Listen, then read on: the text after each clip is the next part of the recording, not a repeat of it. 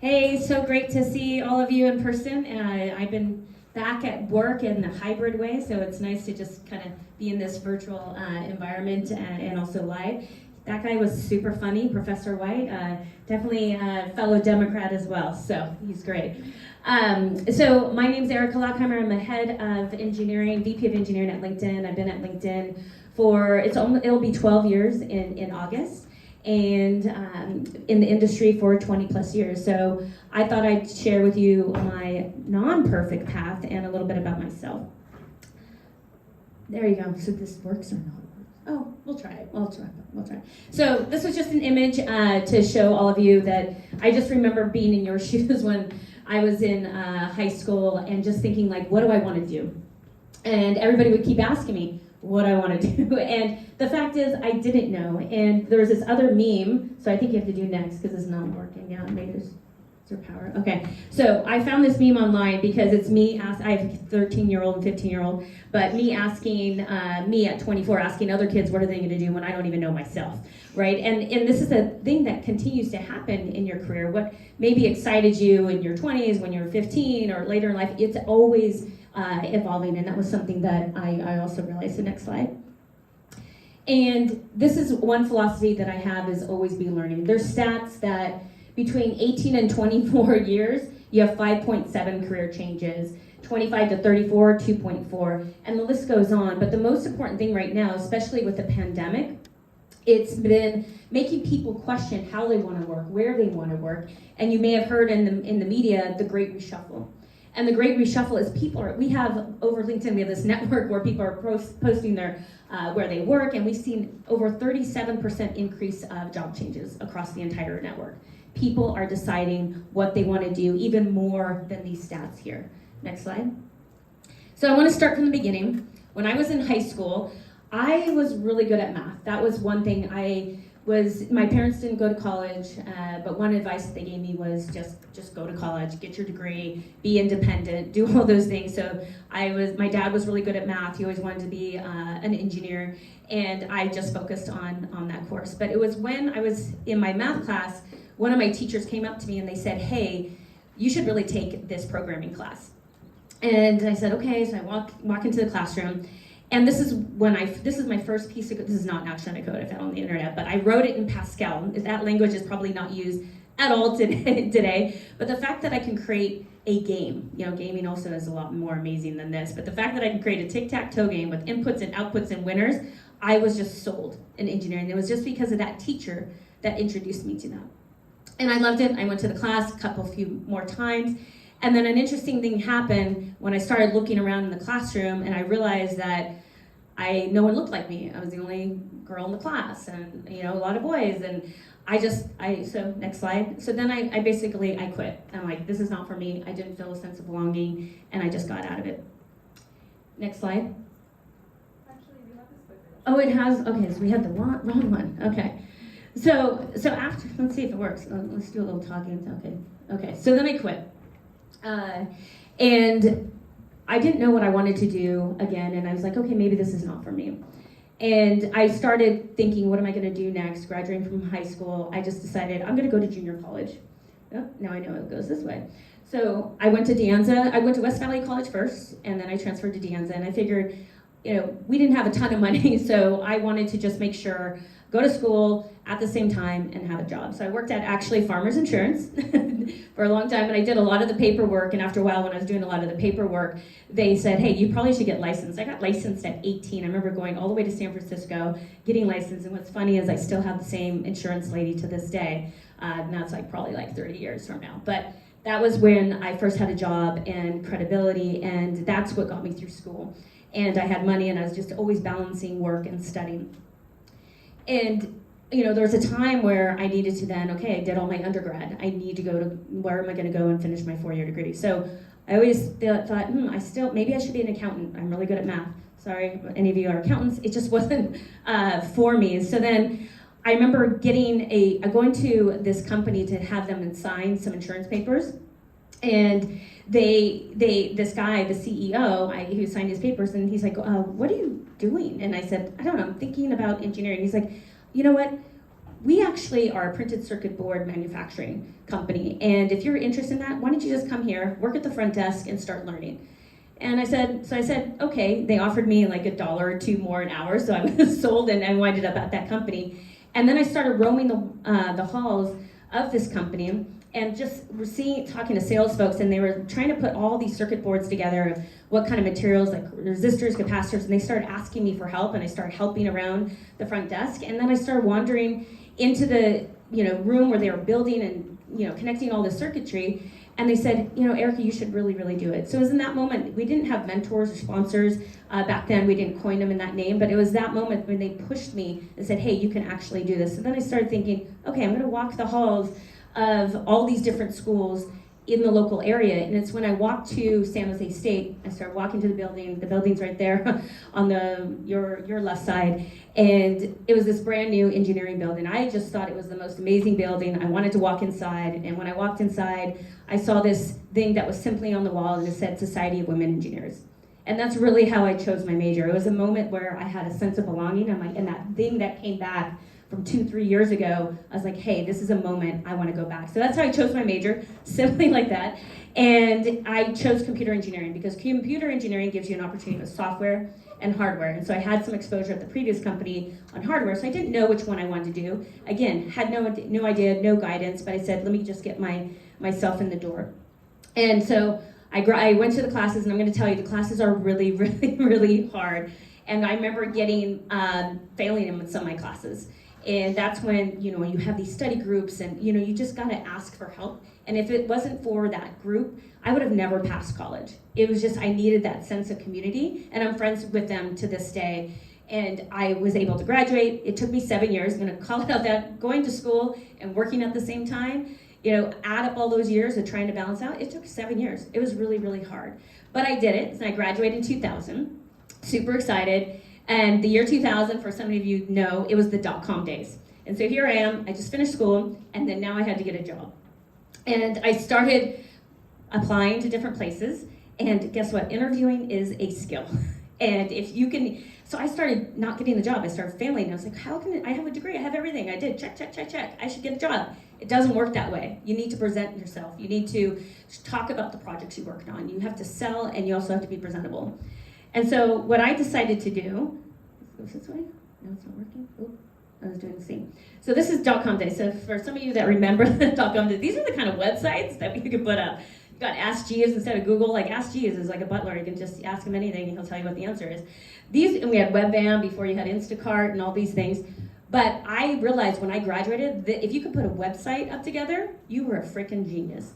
And I was like, you know what? I didn't go to school for this, and they didn't teach me this, but I had to learn something right then that way, right in that moment. So I started going, searching, and I put up a website. I put up the ugliest thing you would ever seen because I'm not a front end, not artistic. And my next interview, I went and I said, hey, I built this. And they thought I was a genius. I basically thought I fooled them, and they hired me. I became a front-end developer for the next 2 years, which is not something I really enjoyed doing, but I got myself in the door and I started coding. And then I started realizing I really, I like the back end. I like to see how things connect from the front. But this is when I started, my career in the .com days. But here's one thing that you should never do. As I became an engineer, I started working on the back end. And I wanted to have more autonomy. I wanted to do a project by myself. I didn't want to have a group project with anybody else. I wanted to show that I could do it independently. So it was during the days where if you can, where we had to report numbers about how a server was working to the board, the president. And he said, Erica, you can work on this project. I coded away. It was a 2-week project. And back then you didn't have a lot of disk space. So I was cleaned up my disk space and I did RM minus RF, which is like, yeah, thank you for laughing because it is a horrible rookie mistake. It is like embarrassing. I deleted all my code and I was also like not smart and I didn't check it in. It was like, I was mortified, and you're right, you should be shocked. So I basically had to go to my boss. I had to have this project done. And I remember it was in San Francisco, walking across the hallway, and it was so dark and I literally wanted to crawl under his desk, and I did cry. And I was like, hey, Mike, this project that you wanted to get done, I deleted the code. He looked at me with like utter disappointment, like, Erica, what the heck did you do? And I just looked at him and I said, hey, I'll get it done in 2 days. And he's like, okay. And I'm like, I didn't know how the heck I was going to get it done in 2 days. It took me 2 weeks to do this thing. But it's amazing. Code stays in your mind. You actually can rewrite it the second time around with less bugs, right? And I did it. And I stayed up all night just working on this. And then I presented to them and I said, hey, I did it. And he's like, oh my gosh, my peers were amazed. My boss was amazed. And we were able to continue forward. So that's when I was like, oh my goodness, this is amazing. And then I just carried on, and then about probably 6 months later, he said, Erica, I'm starting a company, will you come and work at my company? And I'm like, are you freaking serious? I'm the one that like totally messed up and blew up everything. And he said, come to my company. So this is when I went to a company called Good Technology. And this is where I learned my first lesson was, it's about how you recover. You are going to fail in your career. And what it also gave me is empathy with engineers on my team. They will shut down the site. They will create bugs in the system. But it gave me empathy a lot early on in my career. But this company, Good Technology, you all take your Android and iPhone devices, granted. But back then, it was a big deal to get email calendar data on these black and white RIM devices and Trio 950 devices. And so I worked at Good. It was revolutionary at the time to encrypt data from a Microsoft Exchange mail server into the cloud and put it on these devices. So I was working on the back end, and we had large customers like Walmart and Cisco, and we would install, we didn't have the cloud back then, but we would install behind their server wall a server with like 1,000 users, and if anything that I built broke, all communication would stop. It was horrible. And so this started happening. I built stuff, it was a larger team that built too, but when that happened, I started learning about pride in my work. Like, I was gonna impact customers' work. I was gonna impact the way that people communicated. And I was like, I don't like this. And so that's when I looked into talking to customers. I didn't ask for permission. I wanted to make the thing that I built resilient, reliable, trustworthy. I wanted our customers to love our product. And that is when I just focused on doing that. And it was interesting. I remember I met my husband at work. Actually, the CEO said it was the best product shipped, so we're still doing it together, have 2 kids, doing great. But I had gone on maternity leave, and there wasn't a lot of women in the field, and there also wasn't a lot of people that were having babies at work. And I remember taking my maternity leave, and them calling me one day, and I was like, oh my goodness, this is probably gonna be it. I'm gonna be let go. They probably need me at work. It was a starving startup. And they said, Erica, actually what we want you to do is lead the team. I was thinking I was getting fired, and they said, you're already doing the job. So this is just another reminder that it's not about asking for permission in these moments. When you see a problem, sometimes it's the grunt work, sometimes it's the work that is not sexy of a new project or anything like that. It's about actually caring about the outcome. And that is when I went to that company. I wanted to stay at the company for 9 years and grew all the way from an individual contributor all the way to director of engineering at this company. And I'm still friends with the guy that introduced me. I actually went to his 50th birthday party about 6 months ago. These connections are strong when you go through experiences like that. But, and this is, I was really happy. But then it comes to a point where you've done something, you're there for a long time, you start to get a little bit stagnant. You're like, maybe I can do something different. But I never thought, I'm like, hey, I'm successful, why would I mess this up? And then the CEO left, and then he knew the CEO of LinkedIn. And this is what the site looked like in 2010 or 2009, many years ago. And they said, hey, I'm trying to build a network. Do you know anybody that knows Microsoft Exchange Server and how to connect contacts and import address books and connect people? And they're like, I know this girl, Erica. Why don't I introduce you? And so it was from that connection of trust that I was introduced to LinkedIn. So I really just went as a consultation, just thinking, hey, maybe I can help them, maybe I can learn, and then it turned into an interview, and then I was sold.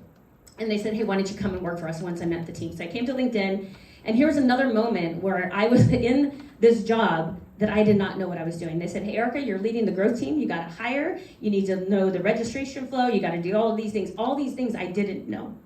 And I didn't even know what a page key was. I had worked on a server that had 1,000 people, let alone LinkedIn was growing, and we were barely almost 100 million users. So I had a ton to learn. And so this is just another reminder, as you're going through your career path, the world is changing around you. Even those mobile devices, did I go to school for that? I didn't go to school for that. Did I go to build a site like this? I didn't go to school for that. You're always constantly learning in your career. So I did that, and it's still there today. Now I run the learning business. I never ran a learning business. I'm doing that now. I'm running our recruiter business. I didn't run that before, so I'm constantly learning in my career. But one thing that I also started realizing is that the kind of people I want to work with, the kind of environment I wanted to work with. And so this is when I started, our head of engineering, he said, hey, Erica, we want to build a diverse team. We want to, get more, different types of diversity of thought in the team. They said, hey, can you lead women in tech at LinkedIn? And here's another thing I've never done before. And I'm like, well, I need to do my job, but I will do this if I get 20% of my job, I get money, I get people, I get to do all this stuff. And then I spent a lot of time, and then all of a sudden they're like, now you got to speak. Now you got to do speaking events. I never spoke in front of an audience, and so all these things I had to learn. So I'm really passionate about women in tech. I started at LinkedIn. It's still going strong. We actually did a new WIT 2.0 version, Women in Tech 2.0, just like software. We're always revising and making things better, but do a lot of speaking events, and that's our CEO in the middle, and those are all the women that worked at LinkedIn at the time, but super fan of that. So that's why I'm super passionate about talking to schools and everywhere I can. But one thing I want to do is I want to toot my own horn is, I started giving back to San Jose State because I started realizing everything I went through, and I was like, if anybody can figure out their path a little bit quicker, give a little more, pay it a little bit more forward, and I started volunteering my time, small events, like this, and then it was interesting. I was in my bedroom and I was catching up on email at work, and the dean of engineering contacted me, and I read the email, and it said, hey, Erica, would you do the commencement speech for all of engineering for San Jose State? And I'm thinking, did they check my grades? Because they weren't that great. That's the first thing that came to my mind. And I was so excited. Here was someone that, not a perfect path, took 7 years to graduate, and they wanted me to talk to all the engineering students. And it was a huge stadium. It was massive. Look at that. I've never spoken into a stadium that large. I was really, really scared. But I just said yes. So I've always been in this mode I just say yes. I don't know what I'm doing. I'm scared to do it. I have imposter syndrome. I have all those things, but that's how you grow. That's a sign of growth. You've got to get uncomfortable. And you're going to go in new spaces where you've never been before, and you're going to grow. So it was a great time. If you look that up, there was a mistake. You see if you can find it. I made a little mistake in my speech. Who doesn't? But I did it. And it's okay. So one of my favorite quotes, and I just found out when I used this slide before, someone says Oscar Wilde didn't really actually create that quote, so don't give him credit. It's anonymous. I don't know who did it. They're trying to find out.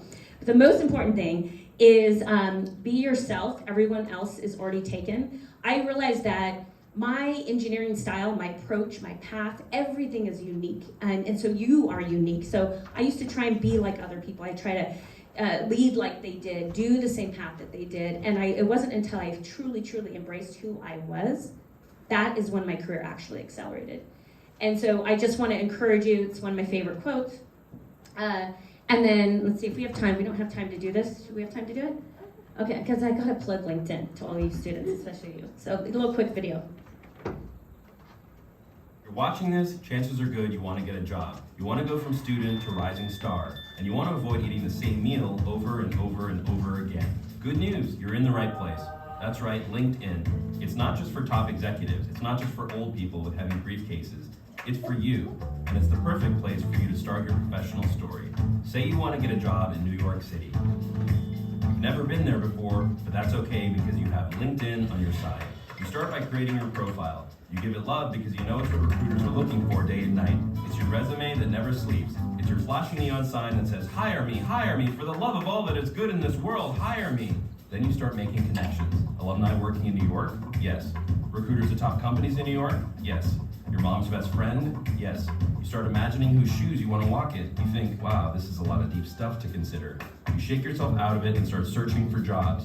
Whoa, that's a lot of jobs for students. Time to get down to business. You start to tailor your profile. You start applying. You feel empowered, in control, like you should be CEO. That gives you an idea. You look up all the CEOs of all the companies you want to work at. You see one of them went to your university. Then it hits you.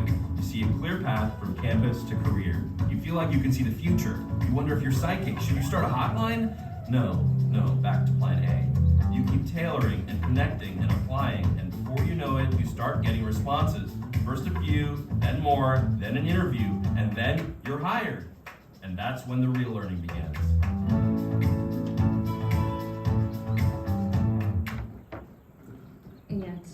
So I have to show that too, because a lot of students think like, oh, I have to wait until I have a job to create a LinkedIn profile. Your connections actually start now. They start in high school. And I'm friends with all my high school folks, and early in college, and so it's so important. And Joshua is over here in the corner. He's an alumni from Saratoga, and he goes to San Jose State. He just randomly reached out to me on LinkedIn. I don't know how long ago, was it 6 months ago or so?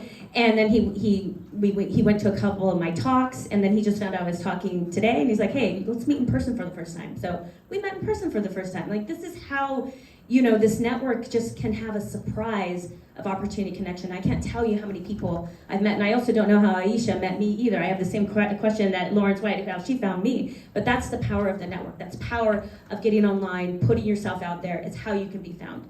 So with that, I'm big on quotes, so this one is another one that I want to share with you. I just want to keep it real. It's been a hard last 2 years in the pandemic, and a lot of you with being, remote and school and everything, and I have kids, 13, 15, they've been going through a lot, and with the pandemic, and it's hard, but one thing I think with mental health and everything is, just remember, I want to repeat this, if you can't fly, then run. If you can't run, then walk. If you can't walk, then crawl.